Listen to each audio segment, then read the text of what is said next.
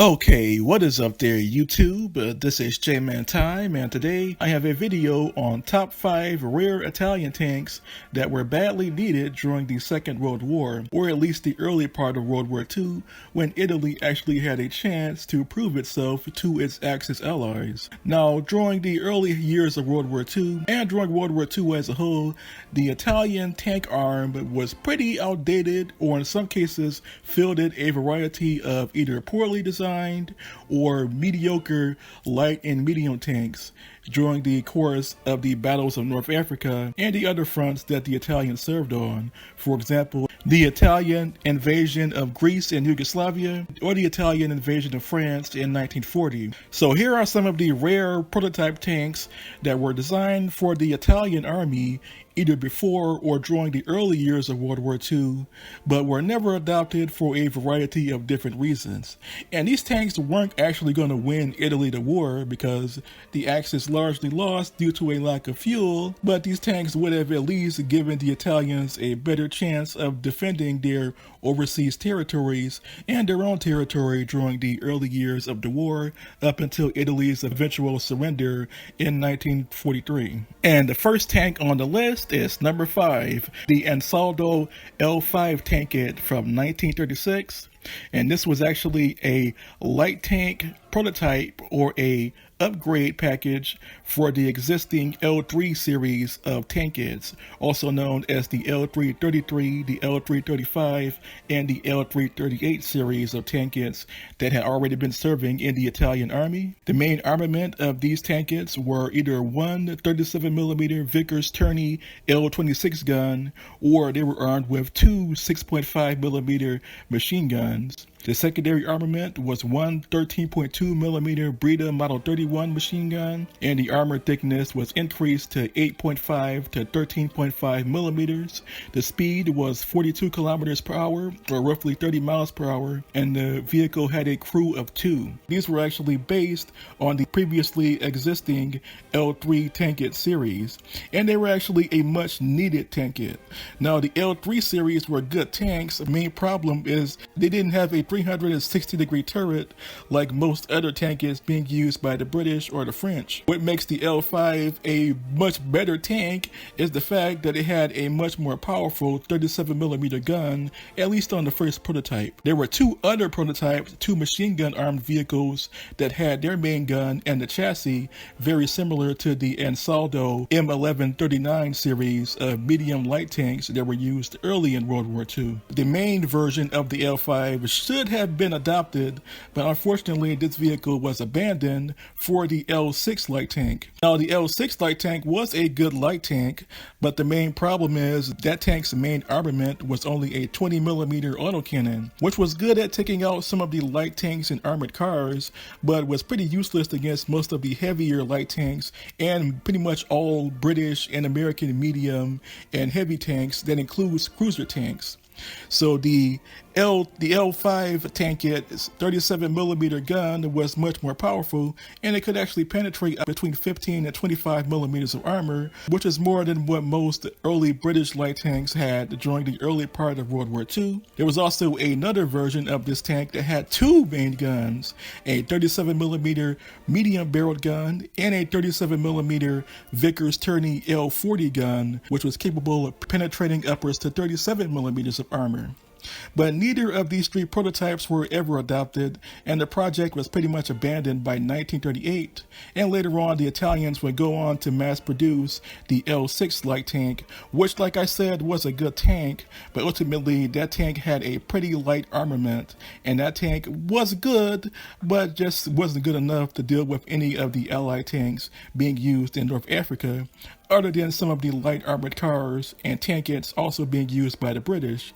But after 1940-1941, those tanks were pretty useless. The L3 series of light tanks that this vehicle was based on were also good, but during the Greek campaign in 1940, the Greek army, which had literally no tanks, was able to defeat the Italians in their L333 series of tank kits. But if the Italians have had the L5 tank, they would have had a much better chance both against the Greeks and also against the British in North Africa. But unfortunately, that never happened, and this vehicle project was abandoned. The next tank on the list is the Semovente M.5 from 1939, and this was actually a prototype light self-propelled gun or tank destroyer designed before World War II in early 1939. Now this Semovente or self-propelled gun was actually based on one of the L6 prototype chassis, which would later be used to develop the L6 light tank. One of the chassis was taken by another branch of the Ansaldo company and was heavily modified into a SPOG type weapon or a self-propelled gun, very similar to the German assault tanks that would later be used in World War II. This vehicle's main armament was one 75mm Canada 75-18 main gun, but it could also use a later version of the 75-34 gun, which was more powerful and entered service during the same year of 1939. The armor thickness was between 6 and 40 millimeters, and the vehicle's speed was unknown, but was probably the same as the L6, being around 42 kilometers per hour or 26 miles per hour. The vehicle would have a crew of 3 in total. Now, the Semovente M.5 project began in early 1939, and the project was pretty much abandoned by October of that year. So the Italians actually had roughly a year to mass produce this vehicle if it had been selected for mass production.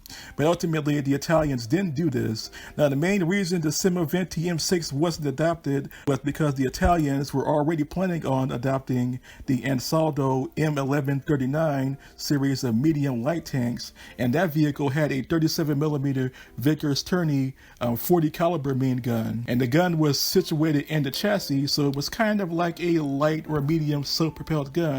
Now, the Italians were thinking that that vehicle was good enough, and they believed that the 37mm gun was good enough to take on most British tanks. And it actually was during some of the earlier battles between Italy and Britain in late 1940 and early 1941, for example, in Somalia and Egypt. But later on, the British would send some of their heavier cruiser tanks like the Vickers A9 and A10, and later the M13 and M15 cruiser tanks, which pretty much overpowered all of the old M1139 medium tanks. What the Italians actually needed was this tank, the Semovente M.5, but unfortunately, the Italians went with the Ansaldo M1139 instead of this beast right here. Imagine if the Italians had this in North Africa in late 1939 and early 1940, when they were facing the Brits, the French, and later the Greeks, both in southern France and Greece, and later North Africa. The Italians would have done better against the Allied tanks if they had a tank destroyer armed with a 75mm gun. But unfortunately, the Italians went with a more garbage tank instead of this tank, the Semovente M.6-1939. Number 3 on the list is actually my favorite tank because of how rare it is, and that is the Fiat-Ansaldo Sahariano original version from 1941. Now, in early 1941, the Fiat-Ansaldo company actually collaborated to create a new medium tank to replace both the M1139 and the M1340 series of Italian medium tanks, which were kind of okay at the beginning of World War II, but by late 1940, those tanks had proven to be pretty useless against most of the more advanced British tanks. So the Fiat-Ansaldo company actually took the previously existing M13-40 tank and pretty much redesigned it into the Sahariano, the first prototype from 1941. Now, one of the main problems with all of the Italian tanks in World War II is that they used riveted armor, and the Fiat-Ansaldo Sahariano, the first version, used welded armor very similar to the British tanks that were being encountered in North Africa. The Italians had actually captured several examples of both the Vickers A9 and the Vickers A10 cruiser tanks, and they were used as the blueprint to design this first prototype of the Sahariano medium tank. Now, this tank should have been adopted in that year. Remember, one of the main problems the Italians had was also they didn't have enough tanks. They should have gotten to work mass producing this tank, but unfortunately, the Italians got their hands on an M13 Crusader and the M15 version of the Crusader later in that year in 1941. And as a result, both the Fiat and Ansaldo companies went back to the drawing board again. In fact, they would go back several times to redesign the Sahariano. And in fact, they actually took too long. By the time they were finished redesigning the vehicle, it was January 1943, and the war was pretty much over for Italy. They were almost completely defeated in North Africa. All they had left was some parts of Tunisia and some parts of Libya. So they wasted all their time redesigning an already okay medium tank. But unfortunately, the Italians would take too long, and the Sahariano project was basically a failure in the end. The final version of the Sahariano was a good tank for 1941, but the final version of the Sahariano was pretty outdated when compared to medium tanks that the British were later using in 1943. For example, some of the upgraded M4 Sherman variants, and they were also using tank destroyers like the Archer, which were way too overpowered for any of these Sahariano prototypes that were produced after 1941-1942. So the Italians should have gone with the original 1941 version of the Sahariano, but unfortunately they decided to spend too much time redesigning a tank instead of mass producing a tank that they badly needed, like the Fiat-Ansaldo Sahariano first prototype from 1941.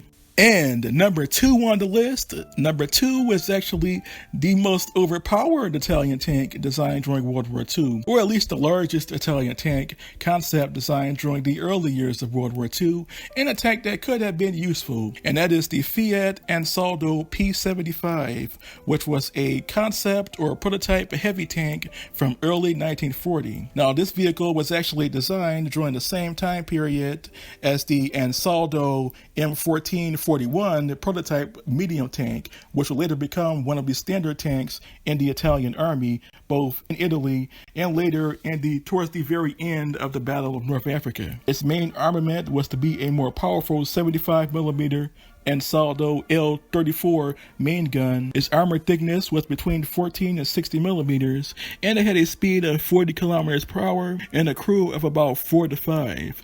Now, some historians like to call this tank the Italian Panther or the Italian Tiger tank, but I really wouldn't call it that because the 75mm gun was okay, but it was nowhere near as powerful as the German 88mm, and this vehicle had nowhere near the armor of a Tiger tank. But in terms of Italian tanks, this was the most fearful concept that the Italians designed.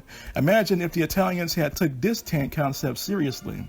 Ultimately, this vehicle was designed in early 1940, but by mid-1940, the Italians went with the medium tank, the Ansaldo M1441 series, and later the M1542 series of medium tanks instead of this project. But later on, the P75 heavy tank project was redesigned again until number 1 on the list. And the number 1 tank that the Italians needed that was designed early in World War II, and it was actually based on the previous P75 tank, that is the Carro Armato P26-40, a medium heavy tank or heavy tank that was originally designed in 1940, just before the Battle of North Africa would heat up.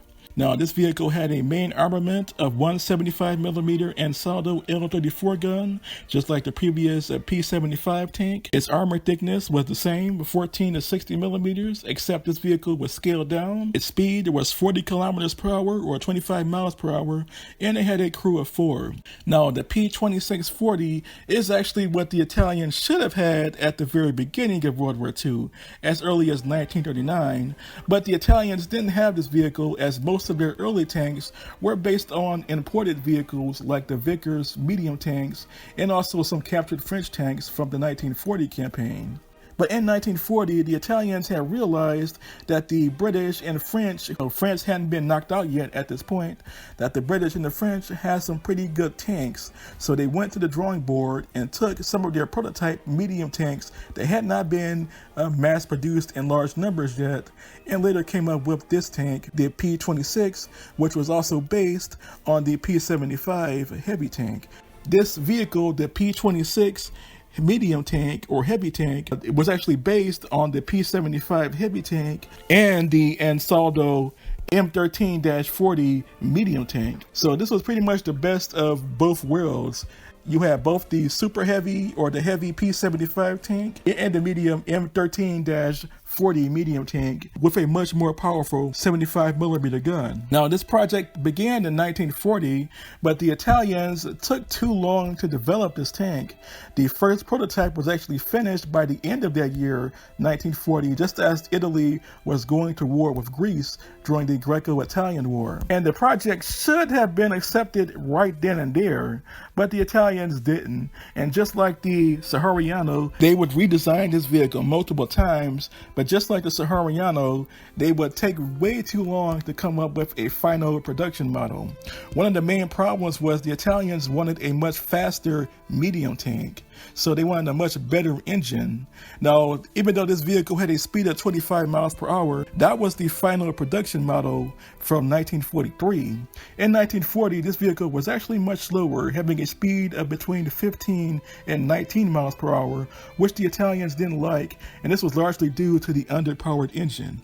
But this was actually okay. In 1940, there were plenty of British tanks that also were very slow. Some of the cruiser tanks the British were using, like the Matilda II, were also pretty slow, but also very useful. So the Italians should have just mass-produced the P26-40 in 1940 when the first prototype was unveiled. But unfortunately, they didn't do this, and they continued to tinker around with the design for 3 whole years. And by the time the first production models rolled off the assembly line in 1943, Italy only had about 1 to 2 months before Italy would eventually surrender to the Allies. So the Italians pretty much wasted their time redesigning this vehicle when the first prototype was actually good enough. What the Italians needed in World War II was a cheap medium tank or a cheap heavy tank, similar to what the Allies were using, and some of their allies, and some of Italy's own allies like Hungary, and even Germany to an extent. Some of the German medium tanks like the Panzer III and IV were pretty cheap when compared to tanks like the Tiger tank or the later Panther tanks of later World War II. But the Italians should have just mass-produced the P26-40 as their standard tank starting in late 1940, but unfortunately they didn't do this and the project came too late. Now imagine if Italy had the P26-40 as their standard medium tank in 1941, 1942 during the Battle of North Africa. They would have had a medium tank that was capable of taking on most of the British medium and heavy cruiser tanks that were operating in North Africa. And they also would have had a medium tank that was good enough to take on the American tanks being used in North Africa, like the M3 Grant and later the M4 Sherman tank. But unfortunately, that didn't happen, and the Italians would take over 3 years to design this one tank when they had a pretty good prototype in 1940. So what do you all think of these vehicles? Which one was your favorite? Please tell me in the comment section below. And this was J-Man Time, signing off.